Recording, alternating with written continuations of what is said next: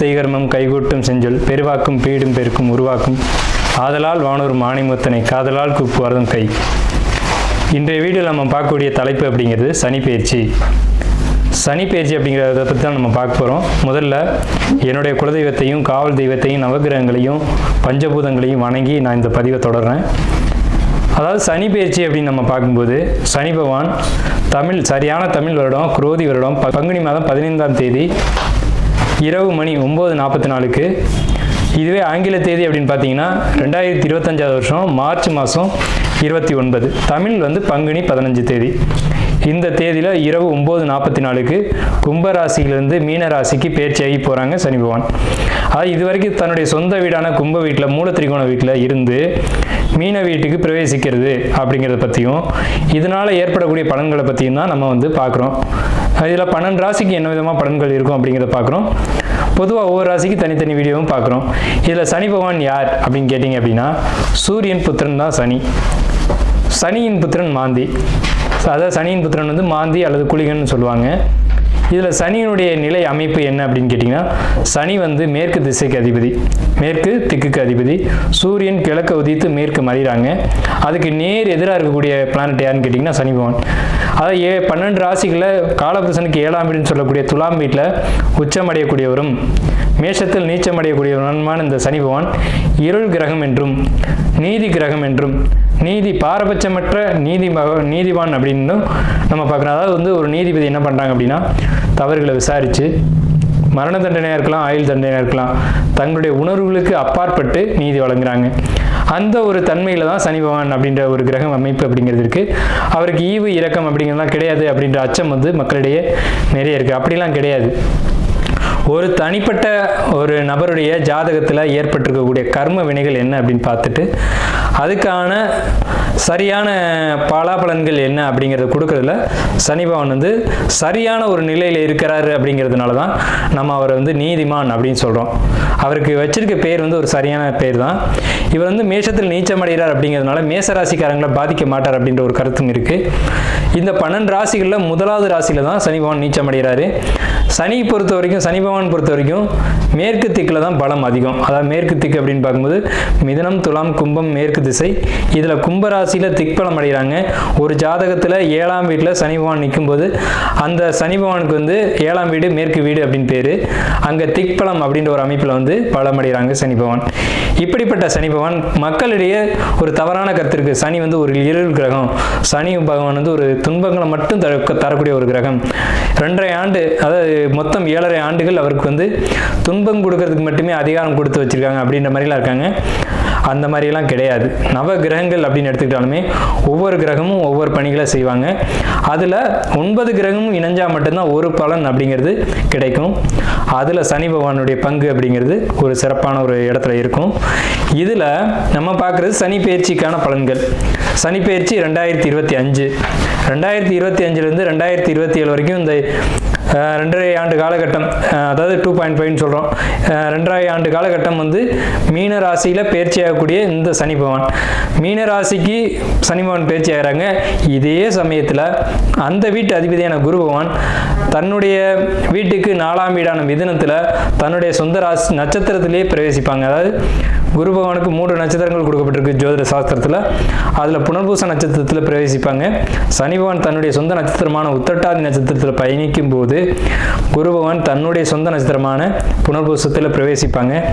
ஆகையால் இந்த சனி பெயர்ச்சி அப்படிங்கிறது ரொம்பவும் ரொம்பவும் உத்தமமான பலன்களை மக்களுக்கு, பொதுமக்களுக்கு, வணிகம் செய்யக்கூடியவங்களுக்கு, தொழில்துறையில் இருக்கக்கூடியவங்களுக்கு, குருமார்களுக்கு, ஆன்மீகத்துறை சம்பந்தப்பட்டவங்களுக்கு, ஆன்மீகத்தில் இருக்கக்கூடியவங்களுக்கு, பொது சேவையில் ஈடுபடக்கூடியவங்களுக்கு, பொது காரியங்கள், அதாவது இறை காரியங்கள் இதிலெல்லாம் ஈடுபடக்கூடியவங்களுக்கு இந்த 2.5 ஆண்டு காலகட்டமும் ரொம்ப சிறப்பான உன்னதமான உத்தமமான பலன்களை இந்த சனி பகவான் கொடுக்க காத்துட்டு இருக்காங்க. அப்படிதான் இந்த கிரக நிலைகள் அப்படிங்கிறது அமைஞ்சிருக்கு. சனி பகவான் மட்டும் வச்சுக்கிட்டு நம்ம ஒரு பயிற்சி பலன்களை சொல்ல முடியாது. சனி பகவான் மற்ற வருட கிரகங்கள்னு சொல்லக்கூடிய குரு பகவான், ராகு, இவங்களுடைய பேச்சின் அடிப்படையில் தான் தன்னுடைய பலன்களை முழுமையாக ஒரு ராசி கொடுப்பாங்க. இதில் நற்பலன்களை ஏற்படுத்தக்கூடிய ராசி அமைப்பு இந்த கோச்சார ரீதியில் அப்படின்னு பார்க்கும்போது ரிஷபம், கடகம், துலாம், மகரம், மற்றும் கன்னி இந்த 6 வீடுகளுக்கும் மிகவும் உன்னதமான பலன்களையும், மற்ற 6 ராசிகளான மேஷம், மிதுனம், சிம்மம், விருச்சிகத்துக்கு கூட நல்ல பலன்களை செய்யும். அதில் துலாமுக்கு மட்டும் ரொம்ப உத்தமமான பலன்களை செய்யும் அப்படி சொல்ல முடியாது. ஆனால் விருச்சிக ராசிக்கு அதிக நட்பலன்களை தரும், மகரத்துக்கு உன்னத பலன்களை தரும், கும்பத்துக்கு இதுவரைக்கும் இருந்த கஷ்டங்கள் குறைஞ்சி இனி நல்ல ஒரு காலகட்டம் அப்படிங்கிறது இந்த சனி பெயர்ச்சியில் உங்களுக்கு கண்டிப்பாக கிடைக்கும். இந்த 6 ராசிகளுக்கு, அதாவது மேஷ ராசிக்கு துன்பம் அப்படின்னு எடுத்துட்டா கூட ரிஷப ராசிக்கு நல்லா இருக்கு, கடக ராசிக்கு நல்லா இருக்கு, துலா ராசிக்கு காட்டிலும் விருச்சிக ராசிக்கு நல்லா இருக்கு, கன்னி ராசிக்கு நல்லா இருக்கு, மகர ராசிக்கு நல்லா இருக்கு. இந்த 6 ராசிகளுக்கு நட்பலன்களும், மற்ற 6 ராசிகளுக்கு பெரிய கெடுதல் இல்லை அப்படின்ற ஒரு நல்ல வார்த்தையை சொல்லி நம்ம வீடியோக்குள்ள போகலாம். மிதுன ராசி புனர்பூச நட்சத்திரம் அப்படிங்கிறது, புனர்பூசம் அப்படிங்கிறது ராமர் பிறந்த நட்சத்திரம். ராமரே சிவனை வழிபட்டார் அப்படிங்கிறதுனால ராமர் வழிபட்ட சிவஸ்தலங்கள் தென் இந்தியாவில், இந்த தமிழகத்தில் ஏகப்பட்ட கோயில்கள் இருக்குது. குறிப்பாக சொல்லணும் அப்படின்னா திலதர்ப்பணபுரி, கும்பகோணம் பக்கத்தில் சொல்லலாம். ரெண்டாவது மெயின் அப்படின்றது முக்கியமான இடம்ன்றது ராமேஸ்வரம். ராமேஸ்வர தீர்த்தமாடுறதும், ராமேஸ்வரம் போய் அந்த ராமர் பிரதிஷ்டை பண்ண சிவனை வழிபடுறதும் ரொம்ப சிறப்பு. திலதர்ப்பணபுரி கோயிலில் ராமரே தந்தைக்கு பிண்ட தர்ப்பணம் கொடுத்ததா ஒரு வரலாறு இருக்குது. எனக்கு தெரிய, அதாவது பித்ருதோஷம், தீராத முன்னோர்கள் தோஷம் இருக்குது அப்படின்னா நீங்கள் ஒன்றும் செய்யணும், ஒரு சின்ன அர்ச்சனை மட்டும் திலதர்ப்பணபுரி கோயில் கும்பகோணத்தில் கொஞ்சம் ரிஸ்க் எடுத்து தான் இந்த கோயில் அவ்வளோ சீக்கிரம் கிடைச்சிடாது. அப்படி முடியாதவங்க நம்மளை காண்டாக்ட் பண்ணுங்கள், இந்த யூடியூப் வாயிலாக நான் அட்ரஸ் கொடுக்குறேன். இந்த திலதர்ப்பணபுரியோ அல்லது ராமர் வழிபட்ட மற்ற சிவஸ்தலங்களையோ ராமேஸ்வரம் கண்டிப்பாக போகலாம். முடிஞ்சவங்க அவங்களுக்கு அருகில் இருக்கக்கூடிய ராமர் வழிபட்ட சிவஸ்தலங்களில் போய் தீபம் மட்டும் போட்டு வழிபாடு பண்ணிட்டுவாங்க. பெருசாக நீங்கள் கிராண்டாக பண்ணணுன்றதெல்லாம் இல்லை. அங்கே இருக்க இறைவனை நீங்கள் ஆத்மார்த்தமாக வழிபாடு பண்ணாலே போதுமானது. ஒரு தீபம் அப்படின்றது ஒரு அடிப்படையான ஒரு விஷயம். நீங்கள் இந்த மாதிரி ஒரு வழிபாடு எடுத்துக்கும் போது என்ன சனி பேச்சு வந்தாலும் சரி, குரு பேச்சு வந்தாலும் சரி, உங்களுக்கு பாதிப்புகளை ஏற்படுத்தாது. இறைவன் உங்களை அதுலேருந்து பாதுகாப்பார் அப்படிங்கிறத உண்மை. குறிப்பாக இந்த மிதுன ராசி புனர்பூசம் அப்படிங்கிறது குருவாயூர் கிருஷ்ணருக்கும் இந்த புனர்பூசத்துக்கும் ஒரு நெருங்கிய தொடர்பு உண்டு. அவரையும் நீங்கள் வழிபாடு பண்ணலாம். அதுவும் உங்களுக்கு மிகப்பெரிய ஒரு விசேஷத்தை. ஏன்னா 2.5 ஆண்டு காலகட்டம் இதை நீங்கள் கடந்து வரணும். 2.5 வருஷம் கையில் நம்ம சிம்பிளாக வழிபாடுகள் கொடுத்துட்டோம். நீங்கள் பெரிய பிரச்சனை பெருசு, நம்ம கொடுத்துருக்க தீர்வு சின்னது. ஸோ ஒரு சின்ன தீக்குச்சி வச்சு தீபமும் ஏற்றலாம், ஒரு வீட்டையும் எரிக்கலாம். ஸோ அந்த சின்ன தீக்குச்சி தான் நம்ம கொடுத்துருக்கோம். நீங்கள் தீபம் ஏற்றி உங்கள் வாழ்க்கையை பிரகாசமாக்கணும் அப்படின்னு சொல்லி காலபுருஷனின் 3வது வீடான மிதுன ராசி, அதாவது மேஷம், ரிஷபம் அப்படின்னு எண்ணி வரும்போது 3வது ராசியாக வச்சுருக்காங்க இந்த மிதுனத்தை. ஏன் 3வது ராசியாக வச்சுருக்காங்க அப்படின்னா இந்த வீட்டினுடைய அதிபதி புதன். மிதுனத்துக்கும் கன்னிக்கும் அதிபதி புதன்.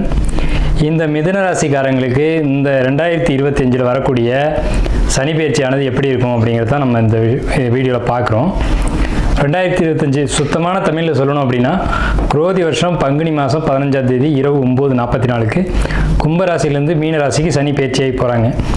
அதாவது சனிக்கு மீனம் நட்பு வீடு அப்படிங்கிறது ஒரு கான்செப்ட் இருக்குது. மிதுனத்துக்கு சனி பெயர்ச்சி ஆகக்கூடிய இடம் 9ஆம் வீட்டிலேருந்து 10ஆம் வீட்டுக்கு பெயர்ச்சி ஆகிறாங்க. அதே சமயத்தில் 10ஆம் வீட்டில் இது நாள் வரைக்கும் இருந்த ராகு பகவான் தன் வீட்டிலேருந்து 9ஆம் வீட்டுக்கு வர்றாங்க. அதாவது சனி 9ஆம் வீட்டிலேருந்து 10ஆம் வீட்டுக்கும், 10ஆம் வீட்டில் இருக்கிற ராகு 9ஆம் வீட்டுக்கும் இப்படி பெயர்ச்சியாகி வர்றாங்க. ஸோ இதுக்கு இடையில என்ன நடக்கும் அப்படின்னு பார்த்தீங்கன்னா சனி ராகு சேர்க்கை நடக்கும். இந்த மிதுன ராசிக்கு இடைப்பட்ட காலத்தில் ஒரு 2 மாதத்து அளவுக்கு சனி ராகு ஒரே நட்சத்திரங்களில் பயணிப்பாங்க. அது கிட்டத்தட்ட 3 மாதம் ஒரே நட்சத்திரங்களில் சனி ராகும் சேர்க்கை இருக்கும். இது மிதுன ராசிக்கு நல்லதா அப்படின்னு கேட்டிங்கன்னா ரொம்ப ரொம்ப ஒரு அற்புதமான ஒரு விஷயம். தொழிலுக்கு ரொம்ப பிரம்மாண்டமான ஒரு ராஜயோகத்தை இந்த காலகட்டங்களில் கொடுக்கும். அதாவது இந்த மார்ச் மாதத்துக்கு பிறகு ஜூன் வரைக்கும் ஒரு நல்ல ஒரு மிதுனத்துக்கு ஒரு நல்ல காலகட்டம். அதே சமயத்தில் மிதுன ராசிக்கு என்ன ப்ளஸ் அப்படின்னு கேட்டிங்க அப்படின்னா ராசியின் மீது வரப்போகிற குருவான், அதாவது மே மாதம் 18ஆம் தேதி குரு பெயர்ச்சியாகி உங்கள் ராசிக்கு வர்றாங்க. அது ஜென்ம குரு அப்படின்னு பேர். ஜென்ம குரு வனவாசம் அப்படின்லாம் பஞ்சாங்கத்தை கொடுத்துருப்பாங்க. அதை நினச்சி நீங்கள் பயப்பட வேணாம். ஜென்மன் குருபதி ஏற ஜெயவீராமன் வனம் சென்றான் வினையால் அப்படின்லாம் பழைய பாடல்கள் இருக்குது. அப்போ ஜென்மத்துக்கு குரு வரக்கூடாதா அப்படின்னா அப்படி கான்செப்ட் கிடையாது. அந்த ஜென்மத்துக்கு வரக்கூடிய குரு என்ன ஆதிபத்தியம் வாங்கி அங்கே வர்றாரு அப்படின்றத கவனிக்கணும். இந்த ராசிக்கு 7க்கும் 10 குருவான் ஜென்மத்துக்கு வர்றது அப்படிங்கிறது சிறப்பான ஒரு விஷயம் தான். அப்போ ஜென்ம குரு அப்படிங்கிறது பொதுவான கான்செப்ட். அதை நம்ம போட்டு குழப்பிக்க வேணாம். அதுக்கு மேலே அந்த ஜென்மம் அப்படிங்கிறது ஜாதகர் அப்படின்னு அர்த்தம். அப்போ குருன்றது ஒரு முழு சுப கிரகம். அதனுடைய ஒளி உங்களுக்கு முழுமையாக கிடைக்கக்கூடிய காலகட்டம் தான் ஜென்மகுரு காலகட்டம் அப்படிங்கிறது. அப்போ வந்து ஒருத்தர் ஆக்டிவாக இருக்கும்போது என்ன பண்ணுவார்னா ஏதாவது சில சேட்டைகள் பண்ணுவார் அப்படின்னு அர்த்தம். அதனால தான் ஜென்மகுரு ஆகாது அப்படின்னு அந்த காலத்தில் பெரியவங்க சொல்லியிருக்காங்க. அப்போ நீங்கள் என்ன பண்ணிக்கணும் அப்படின்னா, பொதுவாகவே மிதுன வீடு அப்படிங்கிறது காற்று ராசி. புத்தி கூர்மையை அதிகம் பயன்படுத்தக்கூடிய ராசிக்காரங்க யாருன்னா மிதுன ராசிக்காரங்க. அதாவது நம்மகிட்ட அறிவு இருக்குது அப்படின்னு சொல்லிட்டு நிறைய தப்புகள் யார் செய்வாங்கன்னா மிதுன ராசிக்காரங்க. நீங்கள் செய்வீங்க அப்படின்ற ஒரு கான்செப்ட் வந்து ஜோதிடத்தில் இருக்குது. அதுக்காக தவறாக நினச்சக்கூடாது. அறிவை சரியான விதத்தில் பயன்படுத்தணும் அப்படிங்கிறத நம்ம சொல்கிறோம். பொதுவாக வந்து காமெடி, கலைத்துறை, அதே மாதிரி பேச்சு சம்மந்தப்பட்ட, வாக்கு சம்மந்தப்பட்ட தொழிலில் இருக்கக்கூடியவங்க, அறிவு சம்மந்தப்பட்ட துறையில் இருக்கக்கூடியவங்க, ஆடிட்டிங் தொழிலில் இருக்கக்கூடியவங்க, கணக்கு வழக்கில் இருக்கக்கூடியவங்களாம் மிதுன ராசி அல்லது கன்னி ராசிக்காரங்க தொடர்பு இங்கே அதிகமாக இருக்கும். புதன் சம்மந்தப்பட்டால் தான் இந்த துறைகள்லாம் வந்து கனெக்ட் ஆகும். ஜோதிடர்களாக இருக்கட்டும், ஒரு வழக்கறிஞர்களாக இருக்கட்டும், அறிவை பயன்படுத்தக்கூடியவங்க, கணக்கு வழக்கு எழுதுறவங்க, இவங்க தான் அதிகபட்சம் மிதுன ராசியில் கனெக்ட் ஆவாங்க. கணிதத்தில் கை தேர்ந்தவங்களாக இருப்பாங்க. பிறரை மகிழ்விக்கிறதுல பெரிய கலை தேர்ந்தவங்களாக இருப்பாங்க. பெரிய பெரிய காமெடி ஆக்டர்ஸ் எல்லாம் பார்த்தீங்கன்னா மிதுன ராசி, மிதுன லக்னம் அல்லது மிதுனத்தில் அவங்களுடைய லக்னாதிபதி நிற்கிறது, இந்த மாதிரி போன்ற அமைப்புகள் அதிகமாக இருக்கும். அப்போ மிதுனம்னு சொன்னாலே அறிவை பயன்படுத்தக்கூடியவங்க அப்படின்னு அர்த்தம். ஸோ அப்படிப்பட்ட உங்களுடைய ராசியில் முழு ஒளியும் குரு பகவான் கொடுக்கறது அப்படிங்கிறது பெரிய விசேஷமான ஒரு காலகட்டம் தான். இதில் எந்த ஒரு லாஸும் உங்களுக்கு கிடையாது. ஃபஸ்ட்டு ஜென்ம குரு அப்படின்றதுக்கு நம்ம விளக்கம் கொடுத்துட்டோம். ரெண்டாவது விஷயம், உங்கள் ராசிக்கு 4ஆம் இடத்துல இது நாள் வரைக்கும் எந்த கேது பகவான் உங்கள் ராசிக்கு 3ஆம் இடத்துக்கு மே 14ஆம் தேதி பேர்ச்சியாகி வர்றாங்க. அதே சேம் டைமில் உங்களுக்கு வந்து ராகு பகவான் வந்து உங்கள் ராசிக்கு 9ஆம் இடத்துக்கு பேர்ச்சி ஆயிடுவாங்க. சனி 10ஆம் இடத்துல இருக்கும்போது சனி உங்கள் லக்னத்துக்கு 8க்கும் 9 உடையவங்க. 9 உடையவன் 10க்கு தொடர்பு கொண்டாலே அதுக்கு பேர் தர்ம கர்மாதிபதி யோகம்னு பேர். உங்களுக்கு கிட்டத்தட்ட இந்த சனி பயிற்சி 2.5 வருஷ காலகட்டமும் தர்ம கர்மாதிபதி யோகம் அப்படின்ற ஒரு யோக அமைப்பில் தான் உங்களுக்கு இந்த சனி பயிற்சி அமையுது. அப்போ 2.5 வருஷமும் உங்களுக்கு தொழிலுக்கு அற்புதமான யோகமான காலகட்டம் இந்த மிதுன ராசிக்காரங்களுக்கு மட்டும். மிதுன ராசி அல்லது மிதுன லக்னத்துக்கு இதுக்கு வந்து 50% மேலே இந்த அமைப்பு வந்து உங்களுக்கு வேலை செய்யும். இந்த தர்ம கர்மாதிபதி யோகம் அப்படிங்கிறது வேலை செய்யும். தர்ம கர்மாதிபதி யோகம் அப்படின்னாலே தொழிலுக்கு முன்னேற்றத்தை கொடுக்கும் அப்படின்றது தான் அதோடைய கான்செப்ட். ஸோ இது ஒரு விஷயம். ரெண்டாவது பார்த்தீங்கன்னா குரு பகவானுடைய பயிற்சி எப்படி இருக்கும் அப்படின்னு கேட்டிங்கன்னா, உங்கள் லக்னத்துக்கு 7, 10 கூடியவர் அப்படிங்கிறனால 7ஆம் இடத்தை குரு பார்த்து, 5ஆம் இடத்தை குரு பார்த்து, 9ஆம் இடத்தை ஏக காலத்தில் இந்த மாதிரி குரு பார்க்குறது அப்படிங்கிறது மிகப்பெரிய விசேஷம். இது எப்போ நடக்குதுன்னு பார்த்தீங்கன்னா மே மாதம் 18ஆம் தேதிக்கு மேலே. அப்போ குழந்தை இல்லைன்னு சொல்லக்கூடியவங்களுக்கு குழந்தை, திருமணம் ஆகலைன்னு சொல்லக்கூடியவங்களுக்கு திருமணம், அதே மாதிரி தந்தை ஆக முடியல அப்படின்னு சொல்லக்கூடியது தான் குழந்தை. தந்தை ஸ்தானம் 9ஆம் இடம். அப்போ பெண்களுக்கு வயிறு சம்பந்தமான பிரச்சனைகள் இருக்குது, பிசிஓடி கம்ப்ளைண்ட் இருக்குது, இல்லை நீர்க்கட்டி இருக்குது, இல்லை யூட்ரஸில் எனி ஒன் ப்ராப்ளம் இருக்குது அப்படின்னு சொல்லக்கூடிய பெண்களுக்கு அதுக்கான ட்ரீட்மெண்ட் நீங்கள் இந்த காலகட்டத்தில் எடுத்தீங்க அப்படின்னா கரெக்டாக உங்களுக்கு அது வந்து க்யூர் ஆகிடும். அது என்ன மெடிசன் எடுத்துக்கணும் அப்படின்னு கேட்டிங்கன்னா, குரு வந்து ஆயுர்வேதிக் வேதம் தான், வேதகாரகன் தான் குரு. அப்போ ஆயுர்வேதிக் ட்ரீட்மெண்ட் எடுத்துக்கிட்டீங்க அப்படின்னா டக்குன்னு உங்களுக்கு உடனடியாக சரியாகி குழந்தை பாக்கியத்தை உடனடியாக கொடுத்துரும். உங்களுக்கு 2ஆம் வீட்டுக்கு கேதுனுடைய தொடர்பு இந்த காலகட்டத்தில் வரும். எப்போன்னு கேட்டிங்கன்னா இந்த கேது பேச்சில் வரும். ஸோ அந்த காலகட்டங்கள் நீங்கள் வந்து பேச்சு, வார்த்தைகள், அதே மாதிரி குடும்ப உறவுகள் இதிலெல்லாம் கவனமாக இருக்கணும். இந்த சனி பேச்சுக்கு பின்னாடி, அதாவது மே மாதத்துக்கு பின்னாடி வந்து நீங்கள் இதெல்லாம் கவனமாக இருக்கணும். உங்களுக்கு கேது வந்து சிம்மத்தில் இருக்கும்போது உங்களுடைய ரிஷப ராசியை, அதாவது உங்களுடைய கடகராசி உங்களுக்கு 2ஆம் வீடாக வரும், அதில் தொடர்பு கொள்வாங்க. இது ஒரு பாதிப்புக்குரிய விஷயம். கம்யூனிகேஷன் பொறுத்த வரைக்கும் நீங்கள் எச்சரிக்கையாக தான் இருக்கணும். யார்கிட்ட பேசுகிறோம், எதுக்கு பேசுகிறோன்றதுல ரொம்ப தெளிவாக இருக்கணும். இல்லை அப்படின்னா பேச்சு வழக்குனால வம்பு வழக்குகள் வந்துடும். அதாவது யார்கிட்ட பேசும்போதும் பொறுமையும் நிதானமாக பேசுங்க அப்படின்றத நம்ம சொல்கிறோம். நம்ம என்ன பேசுகிறோம், ஏது பேசணுன்றது கொஞ்சம் கவனித்து பேசணும்னா எந்த ஒரு பிரச்சனையும் வராது. உங்களை தேடி பிரச்சனைகள் வந்தாலும் நீங்கள் பொறுமையை கையாளும் போது அந்த பிரச்சனைகளை நீங்கள் தவிர்த்துக்கலாம். அதாவது புத்தியை வந்து கவனமாக கையாளுங்க அப்படின்றத நம்ம சொல்கிறோம். பொறுமை தேவை இந்த காலகட்டத்தில். உங்கள் ராசிக்கு 10க்கு வந்திருக்கக்கூடிய சனி பகவான் உங்கள் ராசிக்கு 12ஆம் இடத்தை பார்க்குறாங்க. அப்போ 12ஆம் இடத்தை சனி பார்க்கும்போது என்ன நடக்கும், 3ஆம் பார்வை பார்க்கும்போது என்ன அப்படின்னு கேட்டிங்கன்னா, தூக்கத்தில் பிரச்சனை ஏற்படும். தேவையில்லாத பயணங்கள், தேவையில்லாத அலைச்சல்கள் மூலமாக மன உளைச்சல்கள் இதெல்லாம் ஏற்படும். இருந்தாலும் தொழில் பண்ணக்கூடியவங்க அலைஞ்சிங்க அப்படின்னா தொழில் சம்மந்தப்பட்ட விஷயங்களில் அலைச்சலை கொடுக்கும். அப்படி பயணங்கள் இருந்தது அப்படின்னா அதில் பெரிய ஒரு லாபத்தை நீங்கள் கண்டிப்பாக அந்த டைமில் வந்து எதிர்பார்க்கலாம். ஏன்னா உங்கள் லக்னத்தில் இருக்கக்கூடிய ஒரு குரு, 10ஆம் இடத்துல இருக்கக்கூடிய சனி, இந்த சனிக்கும் குருவுக்கும் ஒரு தொடர்பு ஏற்படும் போது வெளியூர் போய் அங்கே வருமானம் ஈட்டுறதுக்காக நீங்கள் போனீங்கன்னா ரொம்ப உத்தமமான ஒரு விஷயமா இருக்கும். அதே சமயத்தில் உங்களுக்கு சனி பகவான் தான் தெய்வம், குலதெய்வம், குடும்ப தெய்வம், இன தெய்வம் அப்படி சொல்லக்கூடியதெல்லாம். அதாவது ஒரு தனிப்பட்ட ஒவ்வொரு மனிதனுக்கும் 5 தெய்வங்கள் உண்டு. முதல்ல குலதெய்வம், அடுத்து எல்லை தெய்வம், காவல் தெய்வம், ஊர் தெய்வம், இணை தெய்வம் சொல்லி 5 தெய்வங்கள் இருக்குது. பெரும்பாலும் மிதுன ராசிக்காரங்க இறை வழிபாட்டில் அதிகம் நாட்டம் செலுத்த மாட்டாங்க. ஆனால் இந்த சனி பயிற்சியில் உங்களுக்கு குரு பகவான் ராசிக்கு வராங்க, 10 கூடிய குரு பகவான் ராசிக்கு வர்றாங்க அப்படின்றதுனால இந்த காலகட்டங்களில் உங்களுடைய குலதெய்வம், உங்களுடைய இன தெய்வம் இதெல்லாம் நீங்கள் வழிபாடு எடுத்துக்கணும் அப்படிங்கிறத உண்மை. அப்படி எடுத்துக்கிட்டிங்கன்னா என்ன ப்ளஸ் அப்படின்னு கேட்டிங்கன்னா, உங்களுக்கு வரக்கூடிய இந்த நெகட்டிவான விஷயங்கள்லாம் விலகி பாசிட்டிவான விஷயங்கள் நிறைய நடக்கும். அதை நம்ம சொன்ன மாதிரி 5ஆம் இடத்த குரு பார்க்குறாங்க, குழந்தை கிடைக்கும்னு சொன்னோம் இல்லைங்களா. உங்களுக்கு ஒருவேளை பிறப்பு ஜாதகத்தில் குரு பகவான் 5ஆம் இடத்த அதிபதி ஒரு வீக்காக இருக்காங்க அப்படின்னா அந்த பாதிப்புகள்லாம் நீங்கிறதுக்கு இந்த வழிபாடு வந்து உங்களுக்கு ரொம்ப சப்போர்ட்டிவாக இருக்கும். ஸோ இந்த சனி பயிற்சியானது மொத்தமாக பார்க்கும்போது உங்களுக்கு 80% மேலே நல்ல பலன்கள் தான் அதிகமாக தருது. ஸோ ஏதாவது பாதிப்புகள் இருக்கா அப்படின்னு கேட்டிங்கன்னா, தேவையற்ற அலைச்சல்கள் தான் தூக்கமின்மை கொடுக்கும். அதில் என்ன பண்ணுறீங்கன்னா, முடிஞ்ச வரைக்கும் தூக்கத்தில் கவனம் செலுத்துங்க. அதாவது நேரத்துக்கு சாப்பிட்டுட்டு நேரத்துக்கு தூங்குறதுக்கான இடத்துக்கு நீங்கள் போயிடுங்க. அதே மாதிரி சனின்றது பாதம், 12ஆம் இடம்ன்றது பாதம். ஸோ பாதங்களில் கால்களில் ஏதேனும் குறைபாடுகள் பிரச்சனைகள் வர வாய்ப்பு உள்ளது. அதை மட்டும் கவனம் செலுத்துங்க.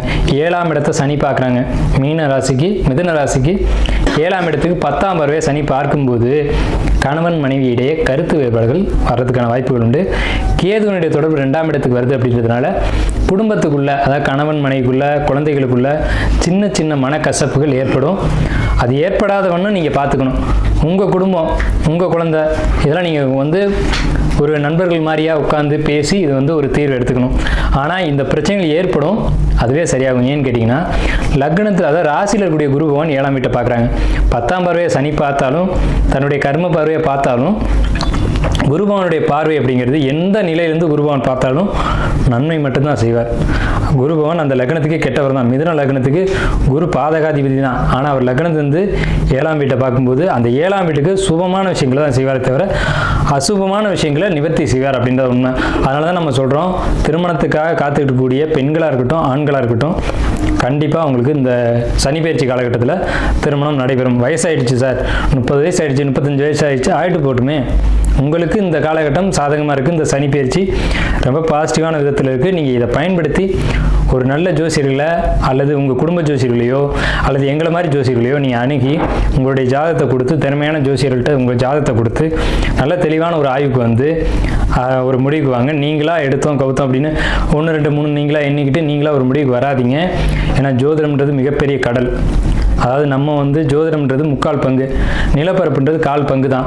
நான் ஜோதிடத்தை ஆய்வு பண்ண முடியுன்றது ஜோதிடர்களாலே முடியாத காரியம். அதனால அவங்கவுங்க சுய ஜாதகத்தை தார தோசை இருக்குது, களத்திர தோசை இருக்குது, செவ்வாய் தோசை இருக்குது, ராகிய தோசை இருக்குது அப்படின்னு தோஷம்ன்றதை நீங்களே சொல்லாதீங்க. தோஷங்கள் உண்மைதான், ஏன்னா பராசர காலத்தில் இதெல்லாம் உண்டு. ஆனால் தோஷத்துக்கு விதிவிலக்குகளும் நிறைய உண்டு. ஸோ அதனால் ஒரு ஜோதிடர்களை அணுகி உங்களுடைய ஜாதகத்தை கொடுத்து இதில் என்ன பிரச்சனை இருக்குது, என்ன பாசிட்டிவான விஷயம் இருக்குது அப்படிங்கிறத கேட்டிங்க அப்படின்னா, இந்த கோச்சார கிரகங்களுக்குன்னு ஒரு வலிமை இருக்குது. அது கோச்சாரத்தில் கிரகங்கள் வரும்போது அதுக்கான பாசிட்டிவான விஷயங்களை அந்த கிரகம் செய்யணும் அப்படின்ற அமைப்பில் உங்களுக்கு இந்த மாதிரியான பாசிட்டிவான விஷயத்தை கொடுக்கும்ன்றதை நம்ம சொல்லியிருக்கோம். இருந்தாலும் உங்கள் சுய ஜாதகத்தையும் ஒரு முறை பரிசீலனை பண்ணி முடிவுக்கு வாங்க. குழந்தை இல்லாதவங்களுக்கு குழந்தை கிடைக்கும், திருமணம் ஆகாதவங்களுக்கு திருமணம் கைகூடும். அதே மாதிரி லவ் எனக்கு செட் ஆகலை சார், அதான் பிரச்சனை எனக்கு அப்படின்னு சொன்னீங்கன்னா, உங்களுக்கு இந்த காலகட்டத்தில் 5ஆம் இடத்தை குரு பார்க்கறதுனால நல்ல, அதாவது உண்மையான காதல், உண்மையான காதலர்கள் யாரோ அவங்கள அடையாளம் காட்டி உங்களுக்கான வாழ்க்கை துணையை இந்த காலகட்டத்தில் அடையாளம் காட்டும் அப்படிங்கிறதான் உண்மை. அதே நேரத்தில் கேதுவனுடைய 11ஆம் பார்வை உங்கள் ராசிக்கு 2ஆம் இடத்தை பார்க்குறதுன்றதுனால தவறான நபர்கள் உங்கள் வாழ்க்கையில் இது வரைக்கும் கிராஸ் பண்ணியிருந்தாங்க அப்படின்னா அவங்க உங்களை விட்டு விலகி போயிடுவாங்க அப்படின்றது இந்த சனி பயிற்சியினுடைய ஒரு அமைப்பு. ஸோ இந்த சனி பயிற்சி எல்லா விதத்திலும் உங்களுக்கு வந்து 80% மேலே நல்ல பலன்கள் தான் நிறைவாக சொல்லியிருக்கு. ஸோ நம்ம வந்து ஒவ்வொரு பாவக ரீதியாக இப்போ வந்து சனி பயிற்சியை கம்ப்ளீட்டாக பார்த்துருக்கோம். மேக்ஸிமம் வந்து உங்களுக்கு நல்ல பலன்கள் தான் நிறைய இருக்குது. குறிப்பாக வந்து ஜென்ம குரு அப்படின்றது தான் முக்கியமான ஒரு விஷயம்.